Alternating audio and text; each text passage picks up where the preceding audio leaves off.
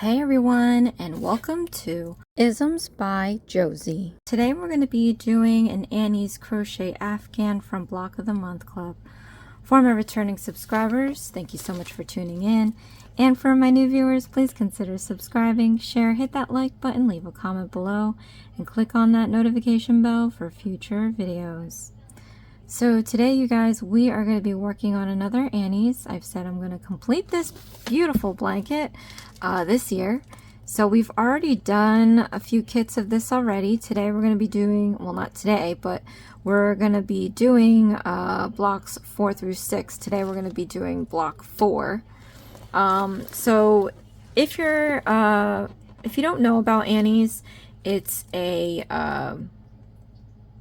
they do more than just crochet, actually. They do crafts, and they sell them in kits.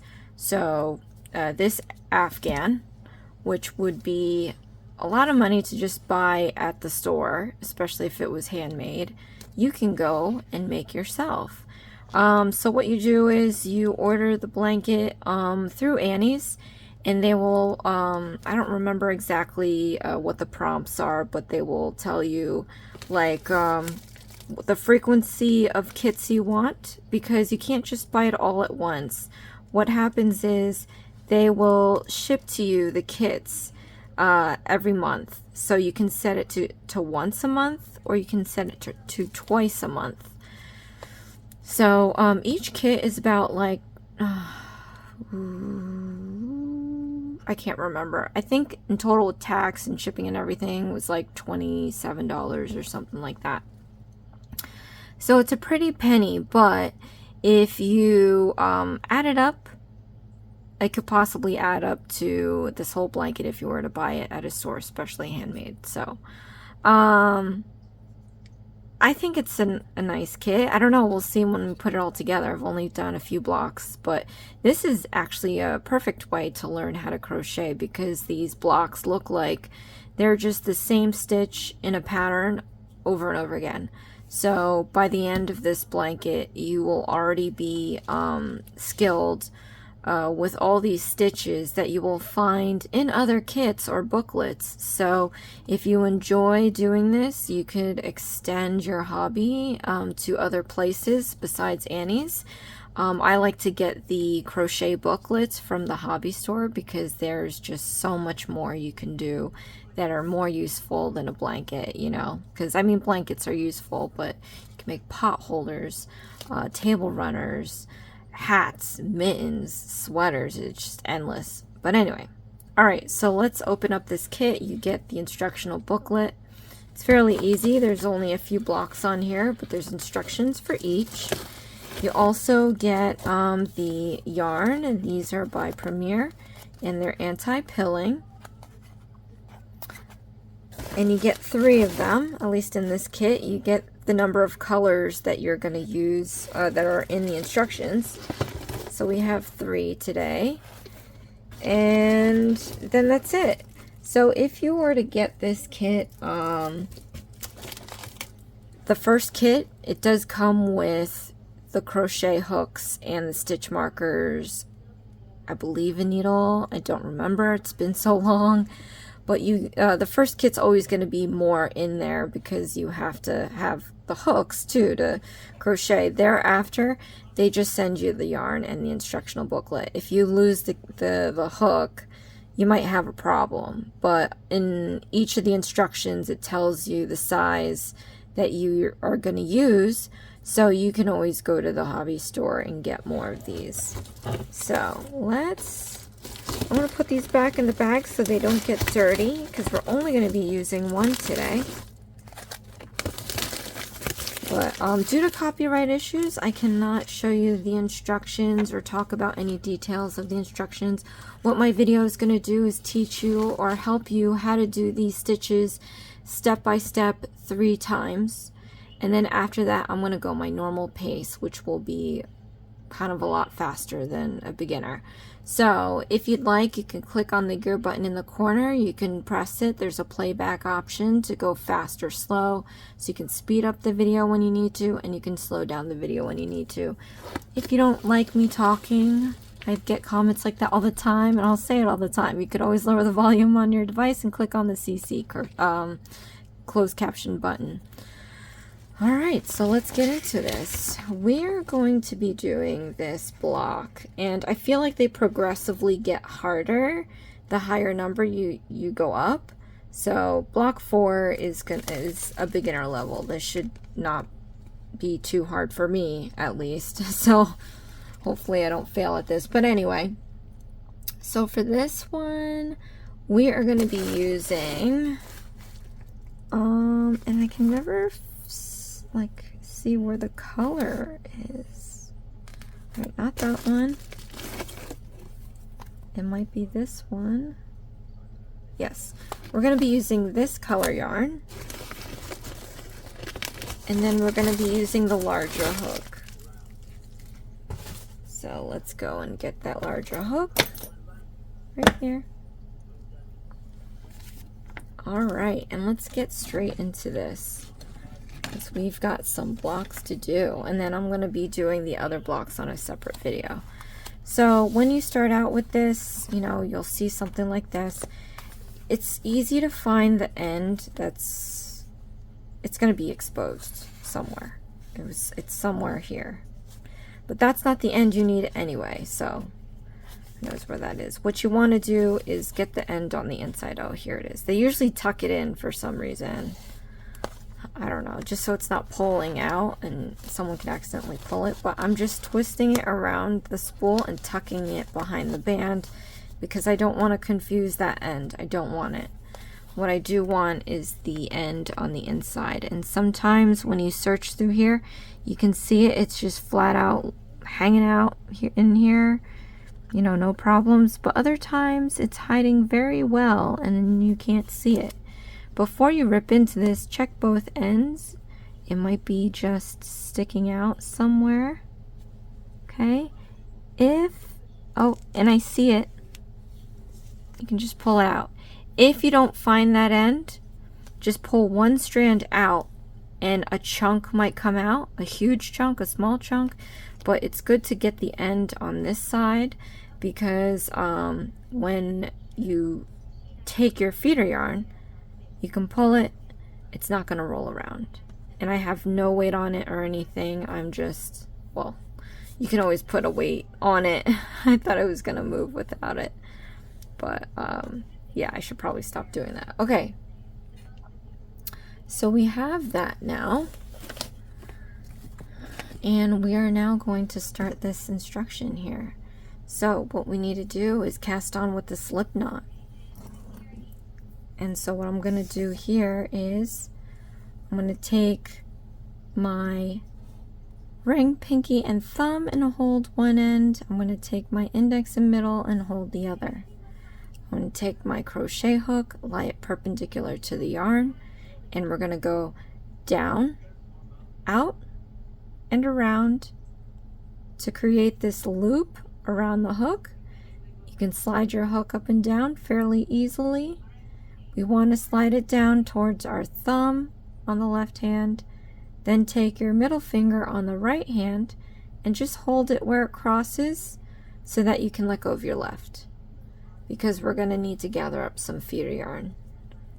Okay, so once you gather that up, you can repinch your end here, and we're going to continue to slide the hook further down towards the thumb, pinch it where it crosses so that you can no longer slide it up and down, and then we're going to yarn over. A yarn over, Y-O, is going to have the feeder yarn over the hook, so it's yarn over. I had a comment said that that's under, yarn under, and I'm like, no, the hook does go under, but the yarn goes over, which is why it's called the yarn over. So we're going to pull this strand through the loop. So let's do that now. Okay. So now I'm going to overhand my hook like this. I'm going to repinch my end, and I'm going to take this knot in between and push it towards my left thumb. You want to push it until you cannot push it any longer, whether that means the knot is too tight or maybe it's too butt up against the thumb. Once you get to that position though, we're going to take the middle finger and thumb and just pull out this excess piece to make that knot a little bit more snug. You don't have to pull it too tight. Then we're going to take the knot and you're going to slide it up towards the hook, and you want to leave yourself some space because we're going to start creating our stitches. Alright, so what we're going to do, and you know what, this is not actually the biggest hook, so bigger hook. Alright, so what we're going to do next is hold the knot. It's going to stabilize your project so that you're able to do your crocheting. And what we're going to do first is the chain stitch. Now the chain stitch is the most basic stitch in crocheting. So let me show you how to do it. We're going to yarn over right here. And then we're going to pull this strand through the loop. And that's a chain stitch. It was that simple, that quick. So a chain stitch consists of 3 loops. We have one on this side, one on that side. If you turn it on its side, this one right here is the 3rd one, and I call it the back hump. And here's your little excess piece. Alright, so let's do another one. Okay, so we're going to yarn over, and you're going to pull this strand through the loop. And so now we have 2 chains. Again, loop on this side, loop on that side, turn the whole thing on its side, and you can see the back hump right here. One more time, you guys. So we're going to yarn over, then we're going to pull this strand through the loop, and now we have 3 chains. You can see it looks like a nice little braid. The chains consist of 3 loops. We have one right here, one on the other side. You turn it on its side, and here's the back hump. Alright, so now that you've learned how to do a chain stitch, you can rewind this part of the video as many times as you need until you're comfortable doing chain stitches on your own. I'm going to go and finish the rest of the chain stitches required for this instruction. Or you can just practice. This is a great way to practice one of the stitches. And the importance of doing that is because as you gain more practice, your chains are going to look more even. So right now yours is going to be all over the place. One's going to be tight, one's going to be loose, you know, all this stuff. So I'd practice, but I'm going to move on and do the rest of the chains.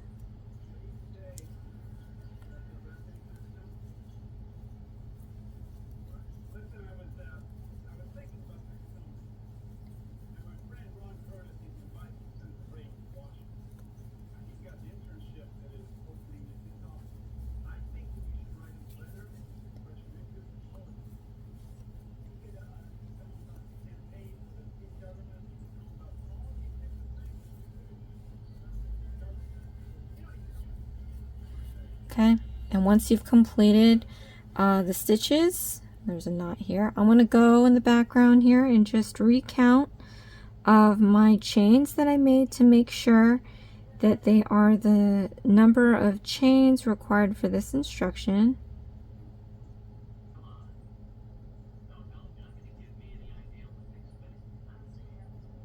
Okay, so next I'm going to untangle this. Okay, that wasn't that hard. All right, you just pull this out. Okay, then I'm going to move on to the next part. So we're now going to introduce the next stitch, which is a half double crochet stitch. So just to let you know, and this is universal, so I can show you this. So when we get a chain link like this, and we have to do a next row, whether it's, you know, single crochet stitch, half double crochet stitch, double crochet stitch, so on and so forth, it's going to take amount of thickness, right? Each row is going to be a certain amount high. So for half double crochet stitches, it's always going to be from the chain length, third chain from the hook. And I'm going to show you what that means.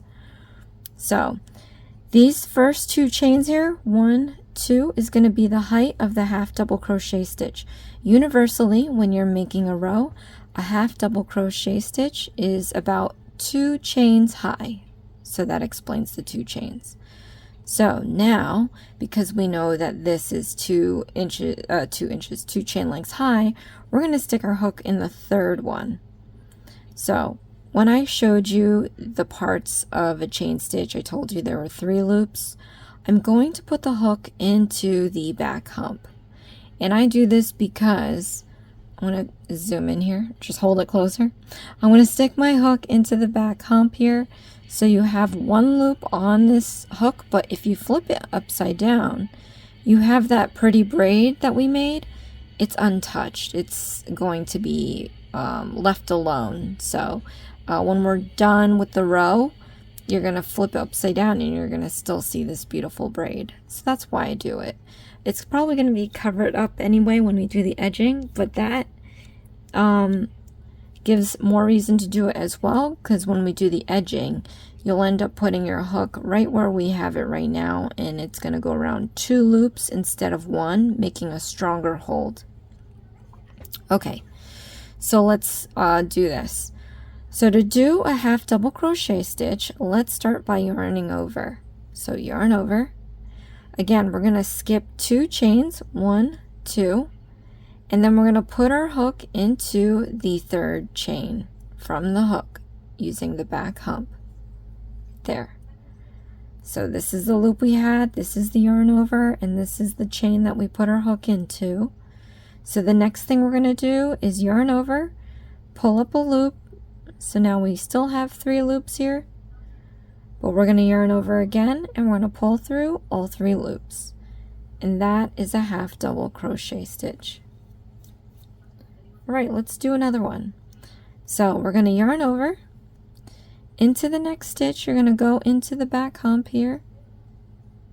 We're going to yarn over and you're going to pull up a loop.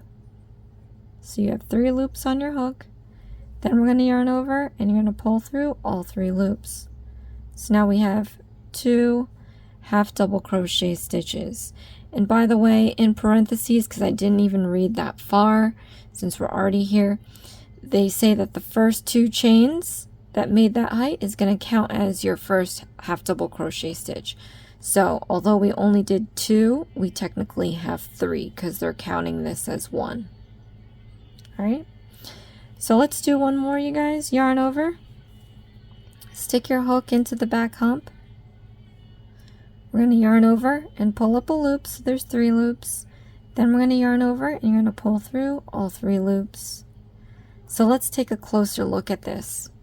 So this is what a half double crochet stitch looks like. This is actually my favorite stitch. There are the 2 chains that are building the height, as you can see. If we didn't do that, it's going to look squished, which is what we don't want. We want things to be nice and parallel. But when you look at it on top, here's the front loop, here's the back loop, and when we flip it upside down, we still have that pretty braid. So that's why I do it. But again, when we do the edging, you're going to see how nice it's going to be that we kept it like this. It'll be easier to do the edging. Anyway, so now that I've taught you how to do the half double crochet stitch at least 3 times step by step, you can rewind this video as many times as you need until you're comfortable doing the half double crochet stitch on your own. But I'm going to go ahead and finish the rest of the half double crochet stitches, and the very end of row 1, there's a parenthesis. You're going to see a number and half double crochet stitch. So that number is going to be the total number of half double crochet stitches you have to have. So when you're done, make sure you recount all your stitches, see if you have that number, and don't forget these 2 chains are considered as 1 half double crochet stitch. All right, so I'm going to do the rest here in silence.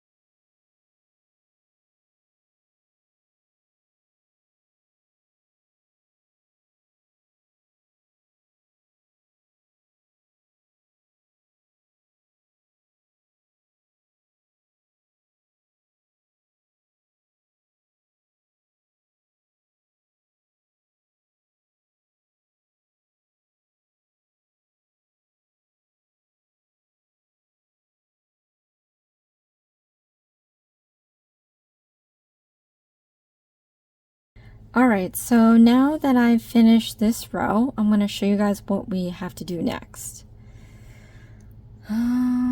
Okay. So,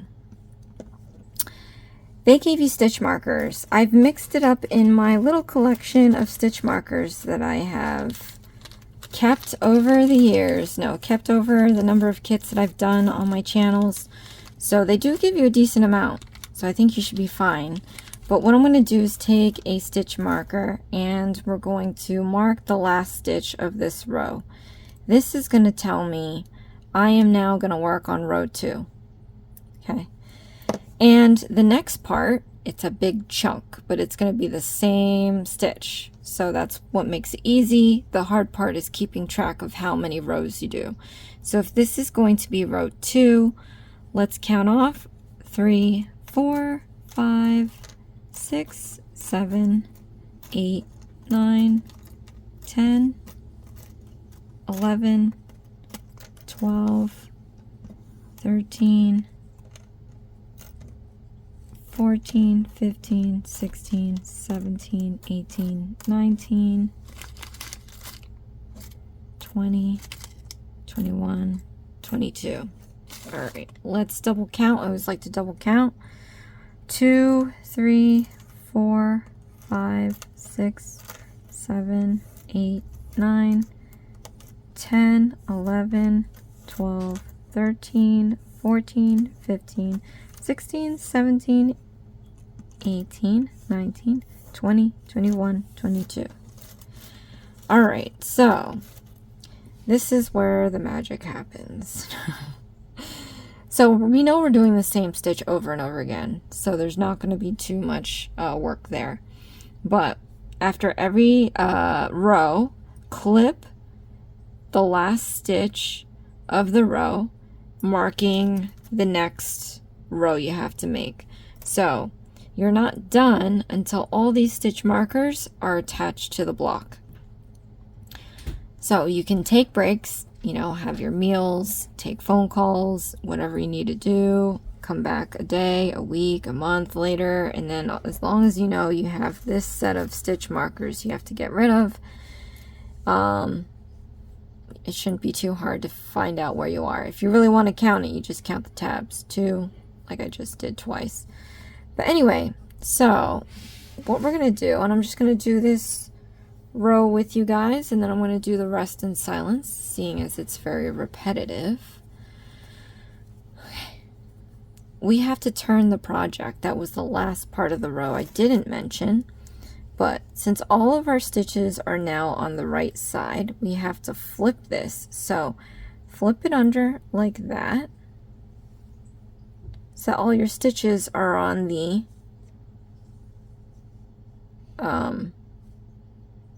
left side. Okay, so starting row 2, we have to do our chains. And again, this is universal. So let's do the height of the half double crochet stitch.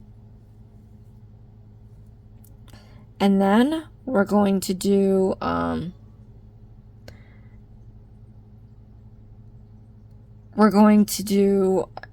this whole row. So as I mentioned, they're counting this 2 chains as 1 half double crochet stitch.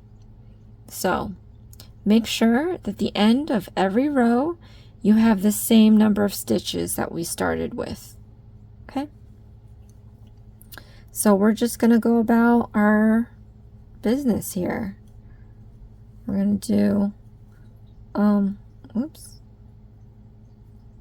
all the half double crochet stitches. I kind of lost what I was doing there for a second. Too much talking.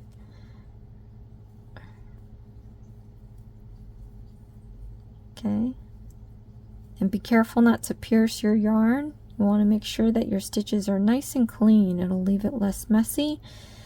And then, you know, in any event that you have to undo your project, it'll be an easy unravel.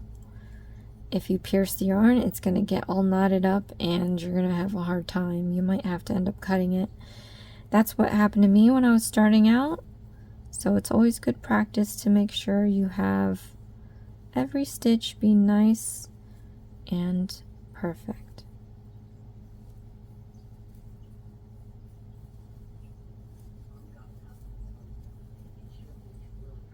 Okay. And the feel of this yarn, click that like button if you love the feeling of Premier yarn. This is so soft, and it's supposed to be anti-pilling, so that is perfect. So cannot wait to get this done and put it in the wash at least 12 times and see if it starts pilling.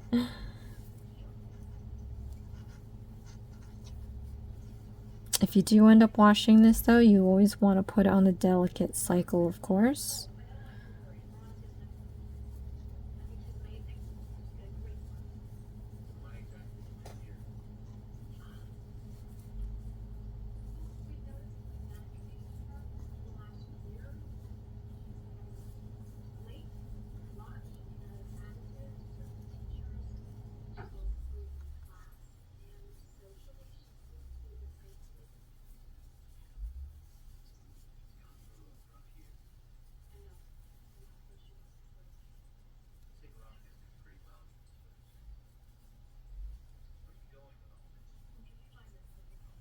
Okay, when you get to that 2 chains, these are the 2 chains from before, it is going to be a little difficult to get your hook into the right loops. You want to get it into that braid, so just kind of finagle your way in there. And then we're going to do our last half double crochet stitch. I'm just going to go back in this background here and count the number of stitches I have to make sure that I didn't add or subtract any stitches.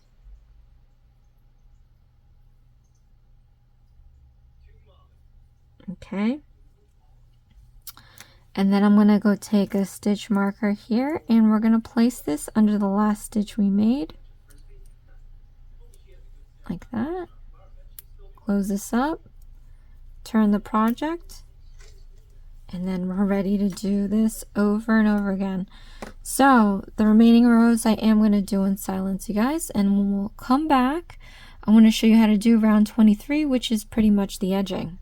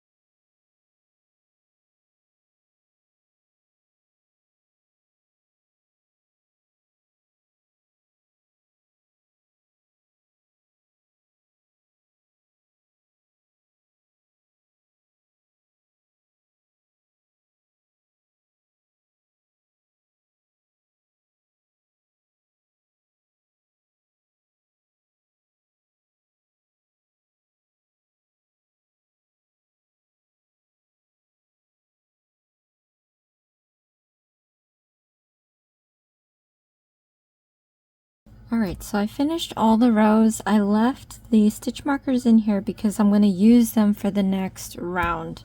So we have to first switch out the bigger crochet hook with the smaller one.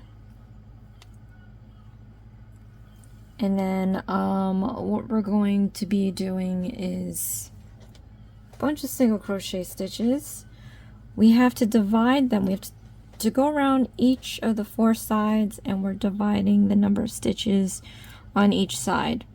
It's going to be easier on this side because the stitches are right there exposed. We can count them. On the row side though, there are no stitches to go by, so you just have to kind of eyeball it and make your best judgment that way. So let me take a look at the number of tabs. If you kept these markers on here, this might be able to help you. Okay, so just counting up the markers, I can kind of guess where I'm going to be putting my stitches.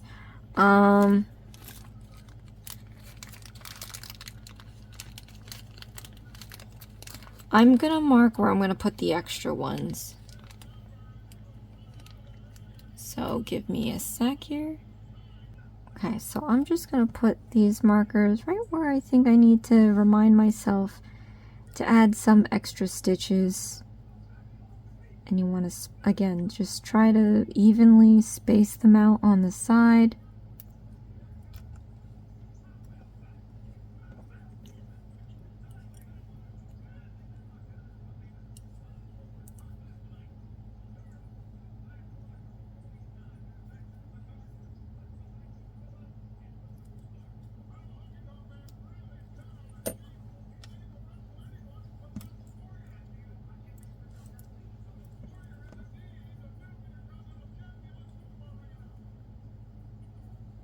Okay, so then I'm just going to gather up some yarn here.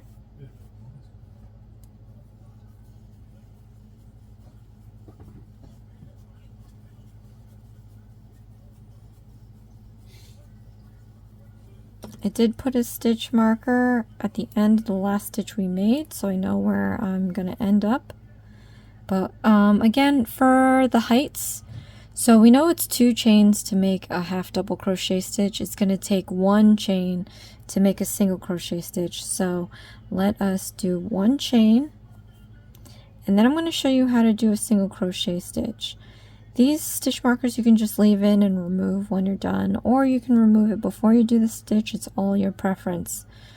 Okay, so to do a single crochet stitch, stick your hook into wherever you're planning on putting your hook, and then we're going to yarn over, pull up a loop, so you have 2 loops, then we're going to yarn over and pull through those 2 loops.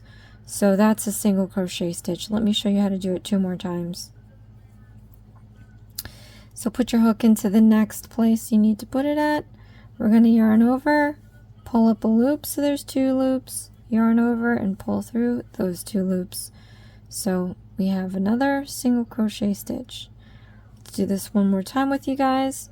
So stick your hook into the next stitch, yarn over, pull up a loop, so you have 2 loops, yarn over and pull through those 2 loops.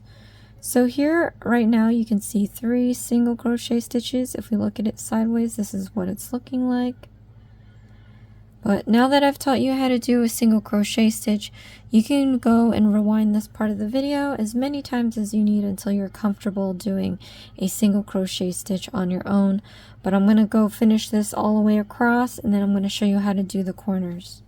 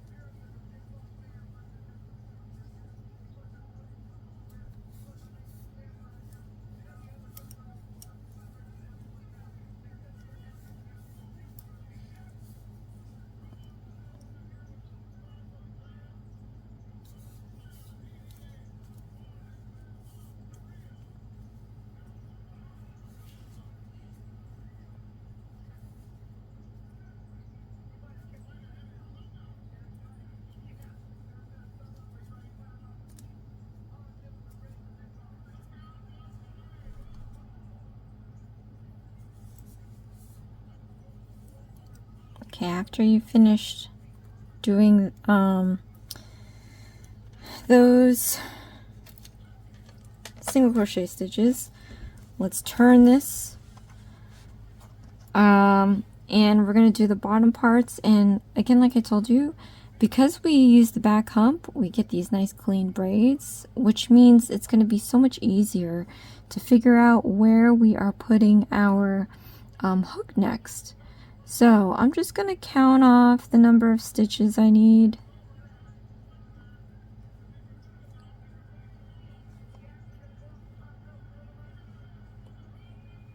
Okay, and that's going to show me where I'm putting my hook.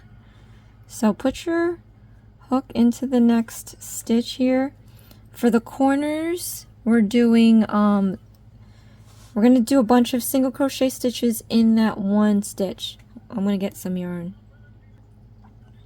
Okay.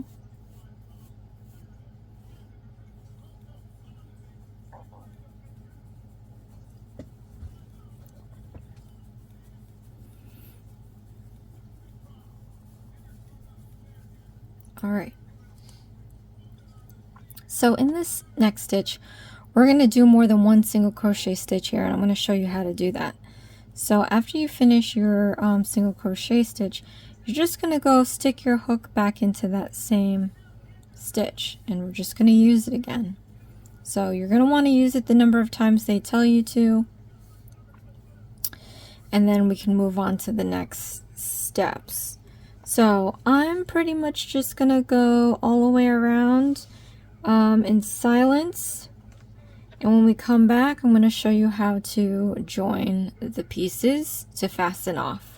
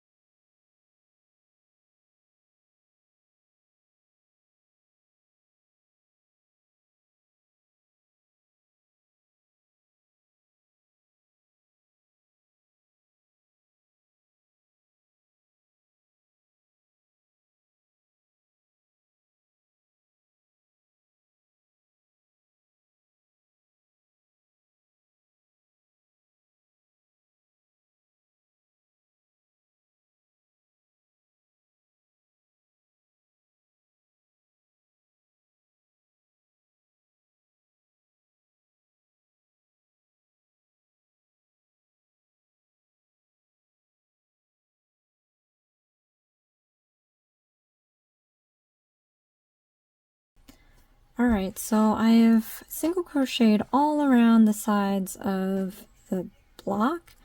Now, you can probably I'm just gonna remove, I forgot to remove this. But we're gonna do a slip stitch, so I'm gonna teach you how to do that. They call it a join. So what we're gonna do is go to the first single crochet stitch that we made. Now remember, we did a chain 1 for the height, and if you can see this closely, this is the chain 1. So we're not going to be using that. We're going to be using the first stitch that we made right here. So just stick your hook into here, both front and back loops. We're going to do a yarn over, and we're going to pull this through everything off your hook. And that is a join. All right, so now to fasten off, I'm going to cut about 1 inch or so for the block.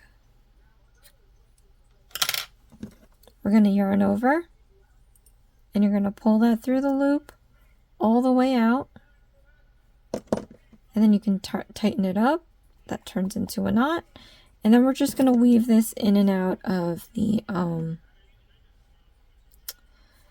stitching here. So when we sew the blocks together, you'll be able to make a better, you can hide these pieces better with that, so you don't have to worry about that just yet if it's not hiding very well. But you do want to leave a length there, because when we do start hiding it and putting these blocks together, it's going to be enough to get stuck in the stitches that we make around it. But that's for another video, the last video hopefully. Alright, so now that we've done that, you can remove all your stitch markers, and I'm going to show you the end result of this. I think the hardest part was just dividing up those stitches on the sides, because again, there's no stitches to go by. But it's really helpful to leave these stitch markers in, because they can count as little tick marks for where you need to put your stitches. So that's basically why I left them in. And don't forget this side as well. And again, like, I think they give you enough stitch markers, but if they don't, there's nothing wrong with getting more. There are other projects that you'll end up doing maybe that will require more than these stitch markers we use today. If you'd like, I do have a couple of links on my Amazon storefront. You can find that in the description box below. In there, I've linked a couple of sellers that do sell some of these markers as well as other items, and I typically will add more stuff there as I need them, in case you were looking for a place to go get these stitch markers or what have you. I have not purchased from those places. I just picked a couple of places that had a high star rating. So if you don't feel comfortable, at least you have an idea where to start off. You can find their titles, type in, whatever they have, and you'll end up finding more sellers. But here is the end result, our half double crochet stitches. It feels so nice. I think this is like backwards, but it is looking very nice. It feels very nice too. So comment below, let me know how it went. Click that like button if you're excited to see this blanket get completed. Next video, obviously we're going to be doing block 5 and then 6. I do have other kits that I'm going to shove in between, so just know about that. At any rate, thank you guys so much for watching. This is Isms by Josie. Please share, like, and subscribe for future videos, and I'll see you again next time. Thanks. Bye.